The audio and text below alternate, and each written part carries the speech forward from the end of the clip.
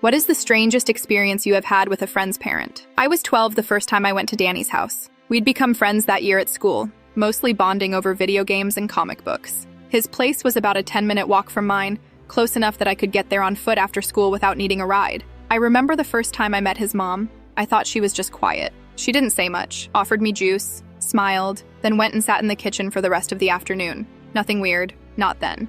Danny had a Nintendo, and at that age, that was all I needed for a good time. We'd stay glued to the screen, eating chips straight from the bag, and yelling at pixelated enemies like we were storming Normandy. His mom stayed in the other room mostly, sometimes humming to herself or pacing the hallway, but I didn't think much of it. The weird part happened a few weeks later. It was a Saturday and I'd been over most of the day. My mom called and told me to start heading home for dinner. I told Danny goodbye, grabbed my jacket, and started down the apartment stairs. I was maybe halfway down when I heard his mother shout. At first I didn't catch what she was saying, but then it got louder. "You can't leave!" she screamed. I turned around.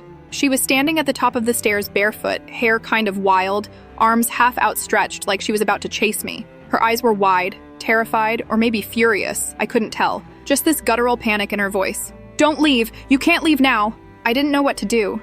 I froze for a second and then just blurted out, "I have to go," my mom said. I turned and walked faster down the stairs. I could still hear her shouting as I stepped outside.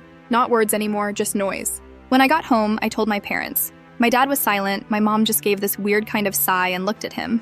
That was it. No explanation, no follow-up. Life went on like normal. I didn't ask more because honestly, I just wanted to pretend it hadn't happened. About 3 weeks later, I was over there again. Everything seemed fine. Danny was his usual self, his mom was quieter than usual. We played games for a while, and he asked if I wanted to sleep over. It was a Friday, and he was excited because he'd just gotten a new game. I said yeah without thinking and called my parents. They said no. No explanation. Just a flat no. I remember begging. I didn't understand why not. Danny even talked to my mom on the phone to ask nicely. Still no. That night, I stayed home, annoyed and sulking. The next morning, my parents were acting strange, hovering a little more than usual. I figured I was in trouble for something. Then the phone rang. My mom answered, and when she came back to the living room, her face was white. She told my dad they had to talk in private. Danny was dead. His mom had killed him in the middle of the night, beat him with a wooden boat he'd made in shop class. I never saw it, but I remember it vividly. He'd been so proud of that thing. She had a psychotic break. Diagnosed paranoid schizophrenic, they said later. My parents already knew she had issues.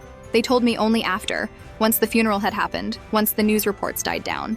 They said they didn't want to scare me. They thought she was getting treatment. They thought it would be fine. I think about that boat sometimes, and how I could have been on the floor next to him,